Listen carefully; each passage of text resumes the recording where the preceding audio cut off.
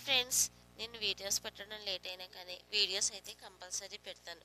మా వీడియోస్ కనుక నచ్చితే లైక్ చేసి మా ఛానల్ అయితే సబ్స్క్రైబ్ చేసుకోండి. ఇంక ఈ వీడియో అయితే సిల్క్ ద్వాదశి నాడు తీసింది.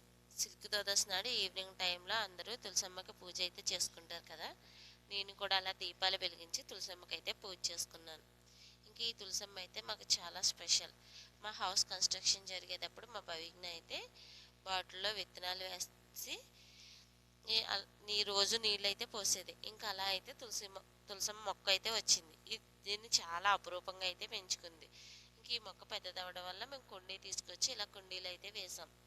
ఇంకా హౌస్ కన్స్ట్రక్షన్ పూర్తయి గృహప్రవేశం అయిన తర్వాత న్యూ హౌస్కి తీసుకొచ్చి ఆ తులసి మొక్కకి అయితే మేము పూజ అయితే చేస్తున్నాం.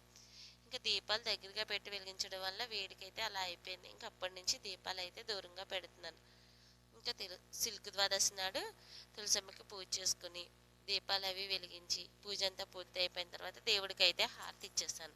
సిల్క్ ద్వాదశి నాడు నేను తులసమ్మకి ఈ విధంగా పూజ అయితే చేసుకున్నాను. మీరు కూడా పూజ చేసుకుని ఇలా దీపాలు వెలిగించారా లేదా అన్నది అయితే కామెంట్ చేయండి. ఇంక ఇలా దీపాలు వెలిగించడం వల్ల నాకు చాలా హ్యాపీగా అయితే అనిపించింది. Thank you for watching.